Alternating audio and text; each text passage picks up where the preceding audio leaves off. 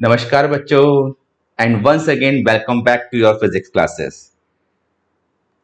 And in today's lecture we will learn about Coulomb's law and its working applications. So let us start with Coulomb's law. बेटा बहुत जल्दी से अपनी copy निकाल लीजिए और नोट करेंगे. फिजिक्स लर्न करने के लिए सिर्फ सुनना जरूरी नहीं है, इसको अपने हाथ से 4 to 5 टाइम्स लिखना भी जरूरी है. So let us start with our Coulomb's law of electric force. ठीक है, Coulomb's law क्या बोलता है? पहले स्टेटमेंट इसका अच्छे से नोट करेंगे.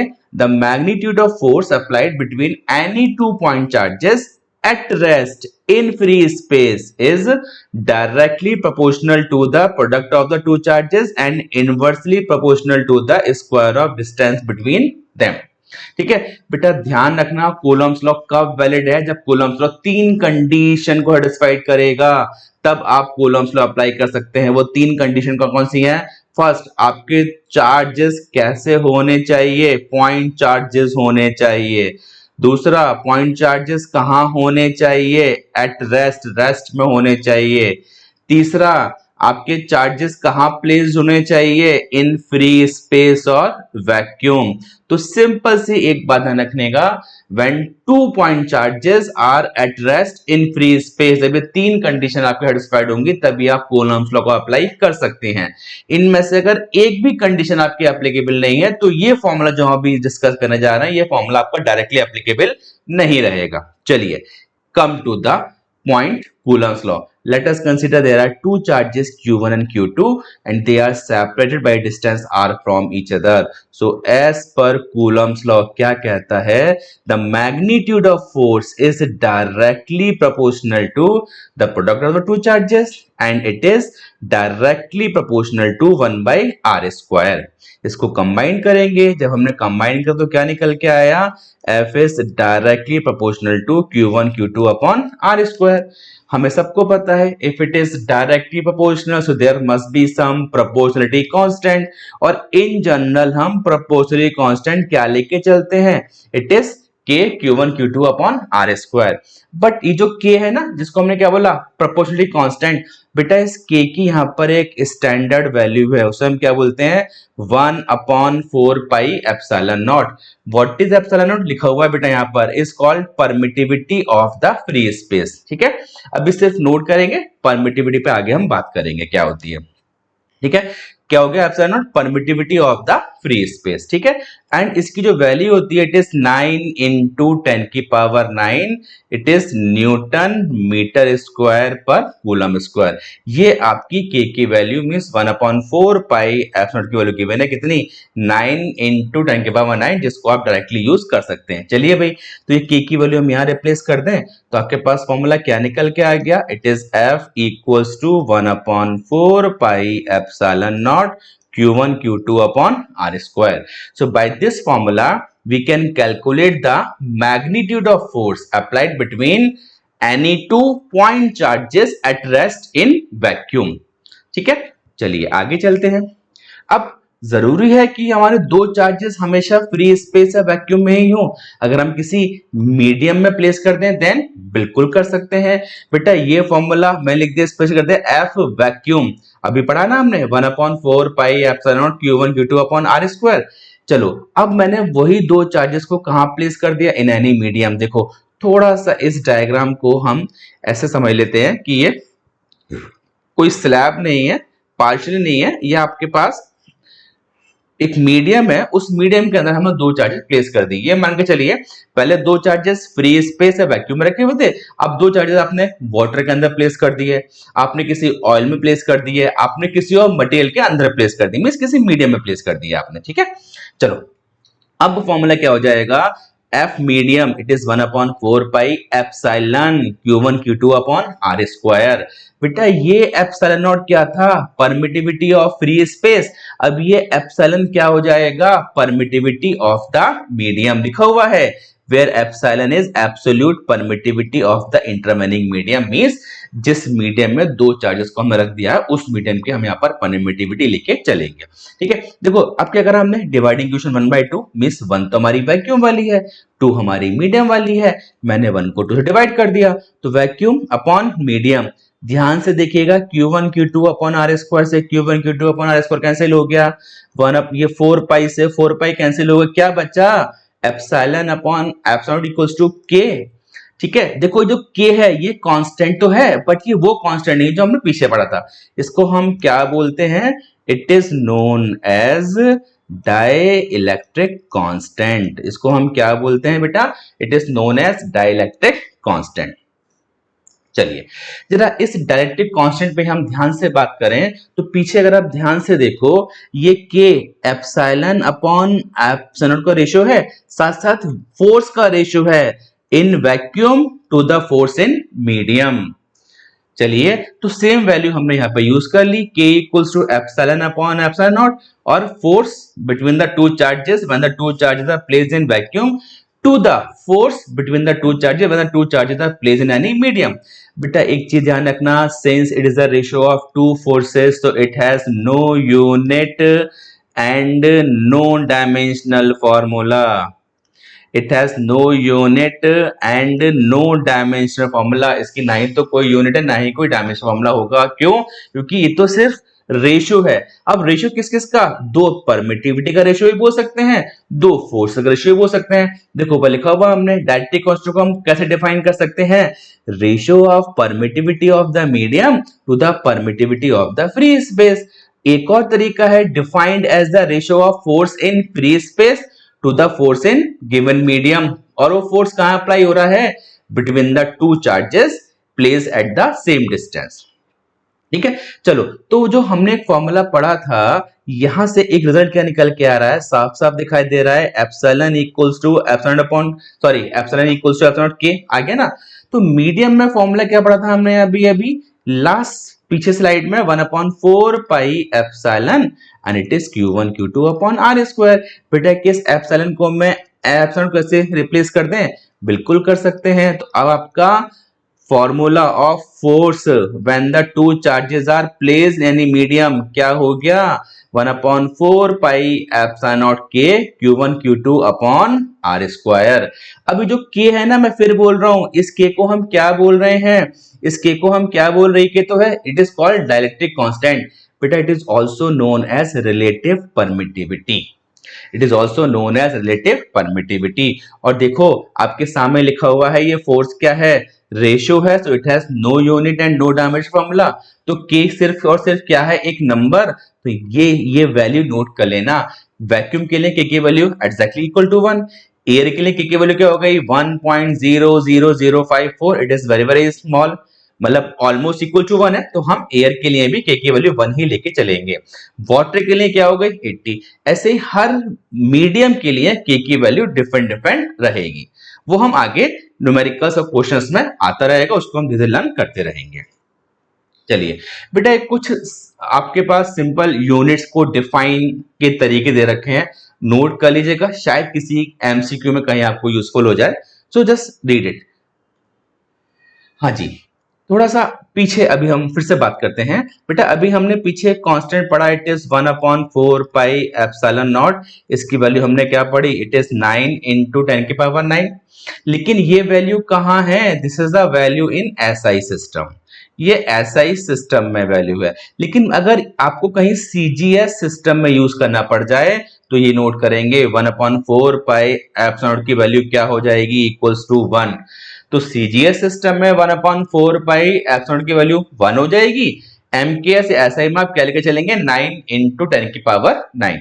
तो यूनिट्स का बहुत ध्यान रखना है, आपको वैल्यूज किस यूनिट के साथ यूज करने को दी हुई है, अकॉर्डिंग हम वैल्यू यहाँ पर यूज करेंगे। चलिए अगर मैं सिर्फ और सिर्फ 4 पाई एप्सिलॉन नॉट की बात करें तो बेटा 4 pi epsilon naught is equal to 10⁻7 upon c square. ये जो सी है बिल्कुल आप सही रिकॉल कर रहे हैं, this is 3 into 10⁸8 means speed of light. ये सी क्या है आपके पास, it is the speed of light in vacuum. और ये यूनिट में सी कह रहा है, ये सी कह रहा है इट इज कूलम पर न्यूटन मीटर स्क्वायर, ये इसकी एग्जैक्ट वैल्यू है। चलो भाई फोर्स कांस्टेंट हमने इसके को नाम बोल दिया, यही तो है के 1/4 पाई एप्सिलॉन नॉट, इसी को तो के बोला हुआ था हमने पीछे। इसकी वैल्यू क्या होती है 9 into 10⁹9। लेकिन अगर कहीं परमिटिविटी ऑफ फ्री स्पेस आपको यूज करना पड़ जाए तो ये स्टैंडर्ड वैल्यू है और बहुत सारी बुक्स में, मोस्टली बुक्स में वैल्यू क्या मिलेगी 8.854 इंटू 10 की पावर -12। ठीक है, कूलम स्क्वायर पर न्यूटन मीटर स्क्वायर। तो मोस्टली ये वाली वैल्यू आपको सभी जगह लिखी हुई मिलेगी, बोथ आर करेक्ट, और हम इसको लेके चलेंगे, कोई दिक्कत नहीं है। ठीक है, ये कुछ कन्वर्जन्स हमने दे रखे हैं यूनिट के, इसको बेटा नोट कर लीजिएगा, मे बी हेल्पफुल। चलो आगे बात करते हैं। बेटा ये जो पीछे अभी हम फॉर्मूले की बात करते आ रहे थे, ये वाला फॉर्मूले की हम बात करते आ रहे थे, F equals to 1/4 pi epsilon naught K Q1 Q2 upon R square, कहाँ वैलिड है? ये वैलिड है किसी मीडियम के अंदर। वैक्यूम में क्या पढ़ा हमने? ये वाला पढ़ा 1/4 pi epsilon not Q1 Q2 upon R square. तो ये फॉर्मूले हमें क्या इंडिकेट कर रहे हैं? ये हमें इंडिकेट कर रहे हैं बेटा ओनली मैग्नीट्यूड। बट फोर्स कैसी क्वांटिटी है? वेक्टर क्वांटिटी है, तो वेक्टर में तो डायरेक्शन होनी चाहिए। तो डायरेक्शन कैसे निकालेंगे? तो डायरेक्शन ऑफ फोर्स निकालने से पहले, समझने से पहले एक लाइन लिखेंगे, सबसे पहले डालेंगे वेक्टर फॉर्म ऑफ फोर्स, और केस 1 क्या है? When one charge is placed at origin। आप देखो Q1 चार्ज कहां रखा हुआ है? ओरिजिन पर रखा हुआ है। Q1 चार्ज कहां रखा हुआ है? आपका ओरिजिन पर रखा हुआ है। तो एक लाइन नोट करेंगे, लिखो since electrostatic forces are central forces. बेटा अच्छे से नोट करेंगे, since electrostatic forces are the central forces. ये सेंट्रल फोर्सेस कौन से होते हैं? आपने 11th में पढ़ा था, force of gravitation are also central forces. Central force क्यों नाम दिया गया? Because they always act along the line joining. Force of gravitation हमेशा कहां एक्ट कर रहे थे? Along the line joining the to masses. But electrostatic force कहां एक्ट करेंगे? Always along the line joining the two charges. तो ऐसे force जो हमेशा लाइन ज्वाइनिंग के अलोंग एक्ट करे, उनको हम क्या बोल रहे हैं बेटा? Central force. Easy to recognise, अच्छे से आप पहचान सकते हैं। ऐसे फोर्स जो हमेशा लाइन ज्वाइनिंग के अलोंग वर्क करेंगे, उसको हम क्या बोलेंगे? Central force. तो अब ये एक चार्ज Q1 है, एक चार्ज आपके पास ये वाला Q2 आ गया, तो फोर्स हमेशा कहां एक्ट करेगा? इस लाइन ज्वाइनिंग के अलोंग ही एक्ट करेगा। अब इस लाइन ज्वाइनिंग के अलोंग एक्ट करने वाले दो केस पॉसिबल है। हो सकता है आपके पास दोनों पॉइंट चार्ज कैसे हैं? प्लस के आ जाए, या फिर एक चार्ज प्लस आ जाए और एक चार्ज आपके पास माइनस आ जाए। अगर दोनों प्लस हैं तो दोनों एक दूसरे को रिपेल करेंगे, लेकिन रिपेल कहां करेंगे? Along the line joining. अगर एक प्लस एक माइनस है तो दोनों एक दूसरे को अटैक करेंगे, लेकिन अटैक कहां करेंगे? Always along the line joining. तो यहां पर एक दो टर्म आपको सुनने को मिलेगी इस वाली कंडीशन में, जहां दोनों चार्जेस एक दूसरे को रिपेल कर रहे हैं। तो इसको हम बोलते हैं रेडियली आउटवर्ड। क्या बोलते हैं इसको हम? Radially outward. और इसको हम क्या बोलेंगे? Radially inward. क्यों हमने वर्ड यूज करा यहां पर रेडियली आउटवर्ड, रेडियली इनवर्ड? फिर से वापस एग्जांपल आते हैं। बेटा ध्यान से देखो, ये फोर्स की डायरेक्शन हमेशा एक्ट कहां करेगी? In the direction of R vector. ठीक है, इधर आउटवर्ड और इनवर्ड, इधर आउटवर्ड और इनवर्ड, यही है ना। तो एक ऐसा फोर्स जो along the R vector act कर रहा है, उसे हमने क्या बोला? रेडियली। रिपल्शन है तो आउटवर्ड, अट्रैक्शन है तो इनवर्ड। ठीक है, ठीक है। Along the radius vector is radially, repulsion है तो आउटवर्ड, अट्रैक्शन है तो inward.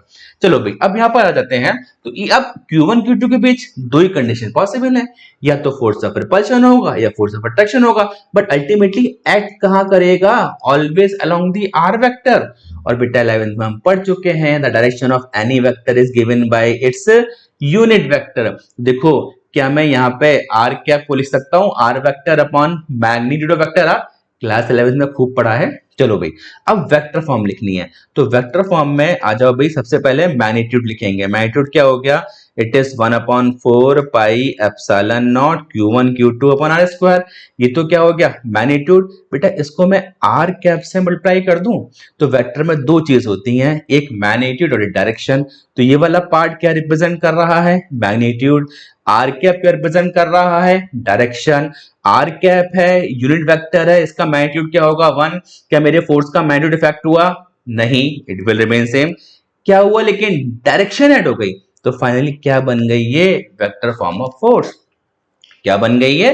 Vector form of force. तो एक तो वेक्टर फॉर्म ऑफ फोर्स आपकी ये आ गई in terms of R cap, means in terms of unit vector.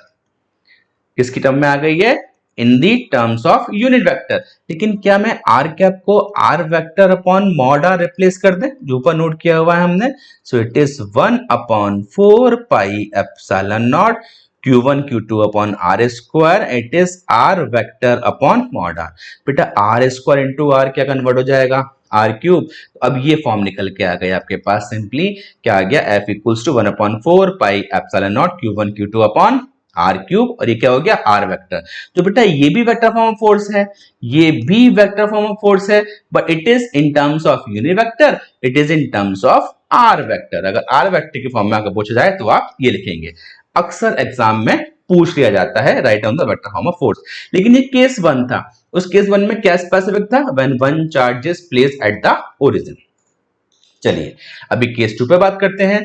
Case 2 में देखिए आप लिख सकते हैं when no charge is placed at the origin. आप केस 2 डाल सकते हैं when no charge is placed at the origin. अभी ओरिजिन पे हमारा कोई भी चार्ज प्लेस नहीं है। देखो भी ये वाला चार्ज क्या आ गया? Q1, ये वाला चार्ज क्या आ गया? Q2।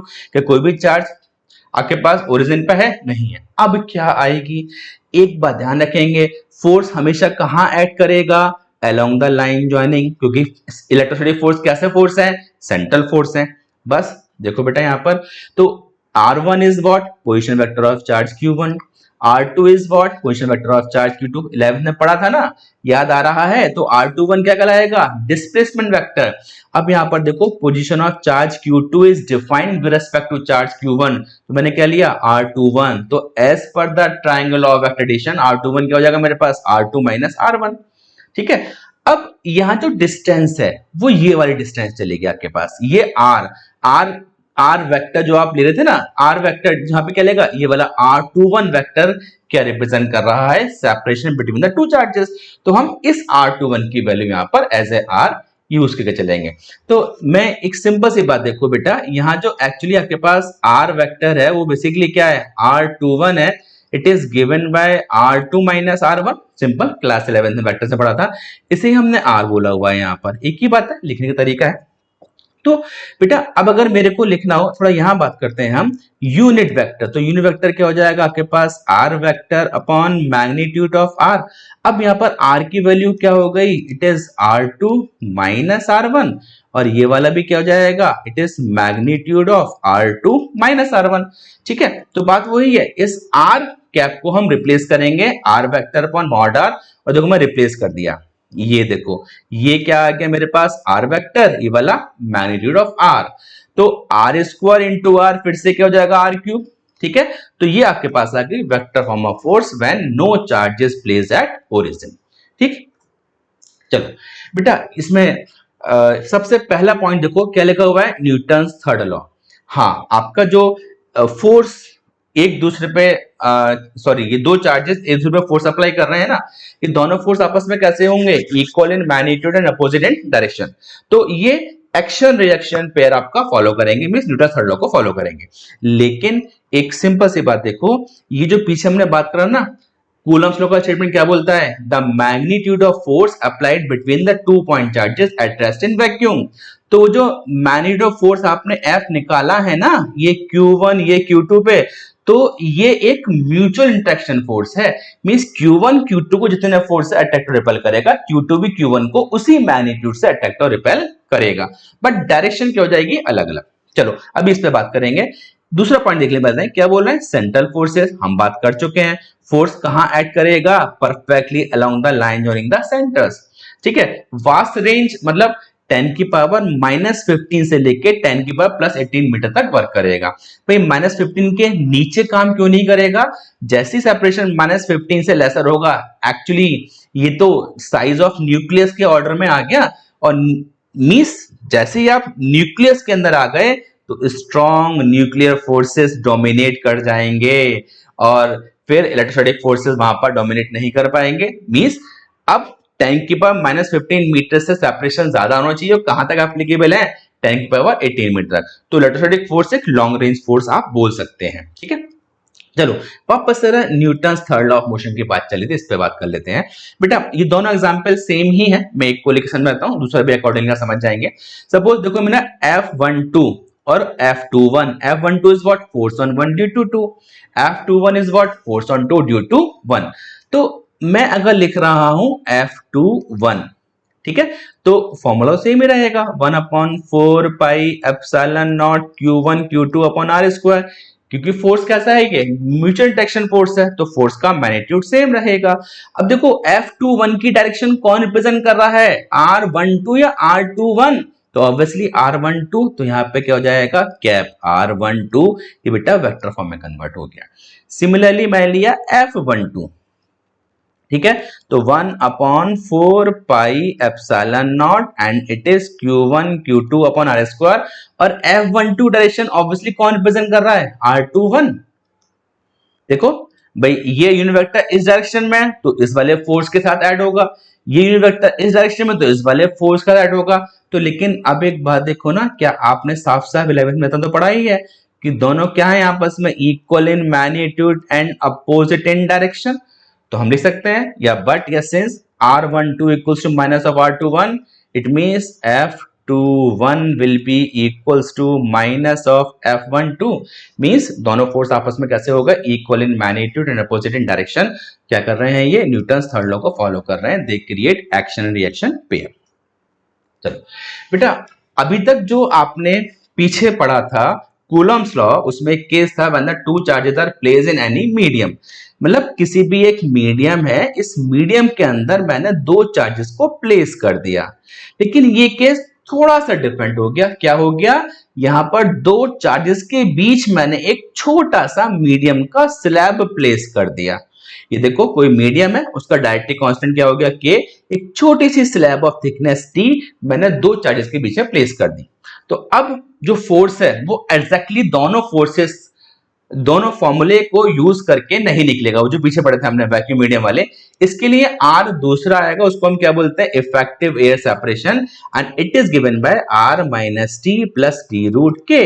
तो सिंपली आपका new formula in this situation only क्या हो जाएगा, F equals to 1/4 pi epsilon not Q1 Q2 upon R minus t plus t root के का होल स्क्वायर। ठीक है, इसको नोट करिएगा, कंपटीशन वगैरह में ऐसे क्वेश्चंस अक्सर पूछ ले जाते हैं, तो फॉर्मूला पता होगा, you can calculate the force.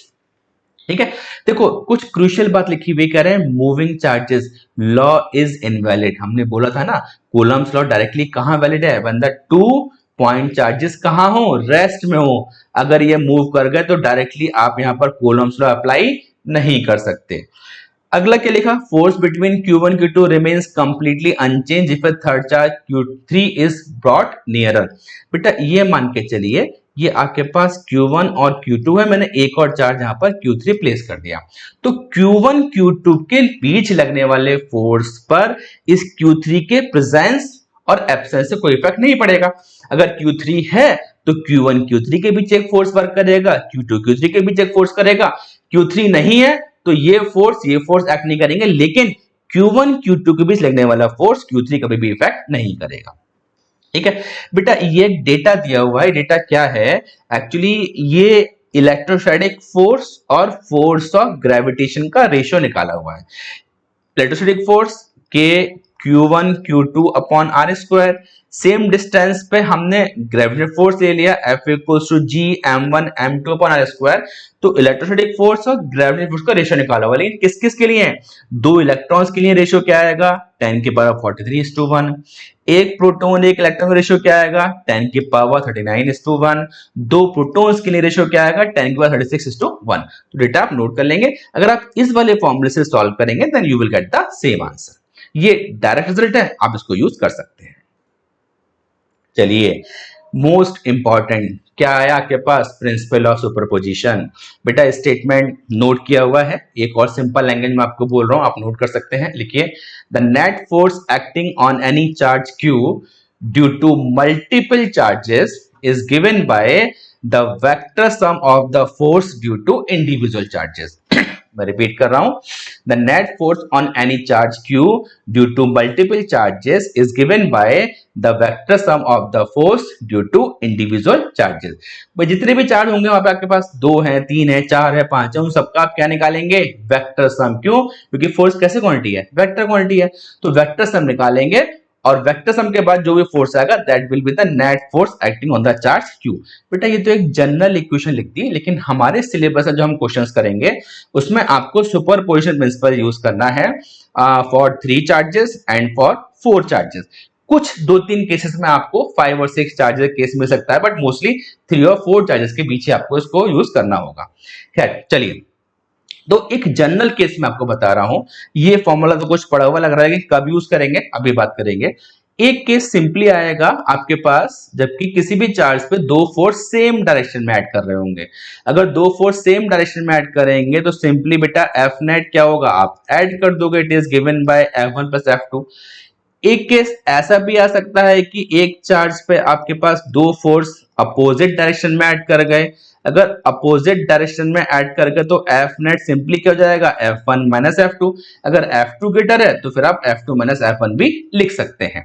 ठीक है, और जरूरी है कि हर बार दोनों फोर्स आपके पास सेम डायरेक्शन में हो या अपोजिट डायरेक्शन में हो, मींस एंगल 0 हो जाए या फिर एंगल क्या हो जाए 180, नॉट श्योर। तो आपके पास ऐसा भी तो हो सकता है कि दो फोर्सेस F1 और F2 कहां आ गए, inclined at some angle from each other.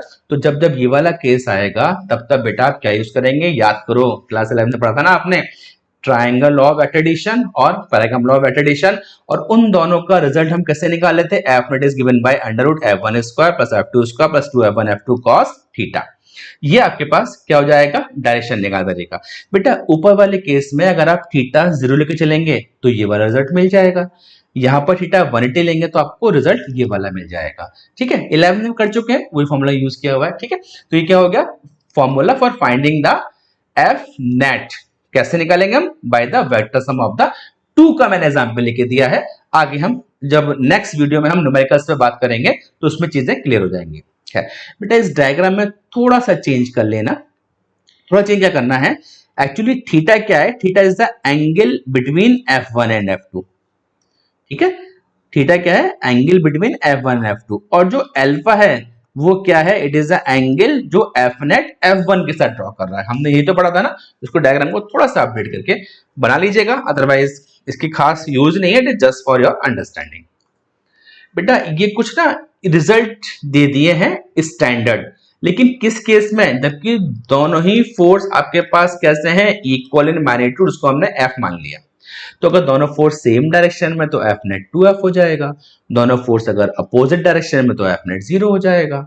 दोनों फोर्स के बीच का एंगल क्या है 90, तो F net will be root 2F, हम कर चुके हैं। ये 60 पे, ऐसे अगर दोनों इक्वल फोर्स के बीच का एंगल क्या आ गया आपके पास 120 डिग्री, तो ऑब्वियसली F नेट F की इक्वल होगा, हम पढ़ चुके हैं ना, two equal forces inclined at an angle of 120 degree from each other, तो रिजल्टेंट जो है वो F की इक्वल आएगा। थोड़ा सा इसको सही करेंगे, F नेट यहां आ जाएगा इस तरीके से। ठीक है, ठीक है, ये 45 पे दे दिया है आपको, तो ये आपकी चॉइस है, अदरवाइज स्टैंडर्ड रिजल्ट्स है, याद रहे तो डायरेक्टली आप यूज कर सकते हो, अदरवाइज फॉर्मूला ये तो हमने पढ़ाई है, इसी फॉर्मूला को हम सब जगह यूज करेंगे। ठीक है, चलो ये एक छोटा सा क्वेश्चन दिया है बेटा, ध्यान से पढ़ेंगे। ये कह रहे हैं 2 point charges separated by distance r in vacuum have force F। दो चार्जेस कहां रखे हुए हैं, वैक्यूम में रखे हुए हैं, इनके बीच फोर्स F है। It is given by F equals to 1/4 pi epsilon not Q1 Q2 upon R square. ये कह रहे हैं a dielectric medium K is placed completely between them. Dielectric medium place करेंगे तो F कम हो जाएगा, डिक्रीजिंग ऑफ फोर्स, बिल्कुल ठीक है। बट ये कह रहे हैं how do we maintain the exact same force as before. तो बेटा ऑब्वियसली Q1 Q2 तो गिवन है, तो हम R चेंज करेंगे। ठीक है, तो अगर हम R बढ़ाएंगे तो F क्या होगा आपके पास, कम हो जाएगा, कम हो जाएगा ना। तो एक बार देखते हैं यहां पर, तो अब की बार क्या बोल रहे हैं, फोर्स को सेम रखना है। जब फोर्स को हम सेम रखेंगे तो F इक्वल्स टू क्या हो जाएगा 1/4 pi epsilon not Q1 Q2, बेटा मैंने इसको कर दिया R डैश का स्क्वायर। क्या दोनों फोर्स को आप इक्वल करके R डैश और सॉरी ये वाला 1/4 पाई एप्सिलॉन नॉट क्यों हो जाएगा, क्योंकि मीडियम की बात हो रही है ना। तो R डैश और R में रिलेशन निकालेंगे, वो क्या निकल के आएगा, it will be R root के। इस R रूट के को फिर से हमने क्या नाम दिया, इफेक्टिव एयर सेपरेशन। फिर से हमने क्या नाम दिया, इफेक्टिव एयर सेपरेशन। ठीक है बेटा, आज की वीडियो में इतना ही करते हैं। नेक्स्ट वीडियो जो आपको मिलेगी in that video, I will solve some numerical problem based on Coulomb's law. पहले Coulomb's law के हम कुछ numerical से बात करेंगे, उसके बाद नेक्स्ट वीडियो में आपको कुछ न्यूमेरिकल्स मिलेंगे based on the superposition principle. ये दोनों ही न्यूमेरिकल्स बहुत ही इंपॉर्टेंट रहेंगे. Don't miss that videos. बेटा आज की वीडियो में इतना ही रखते हैं. Thank you and have a nice day.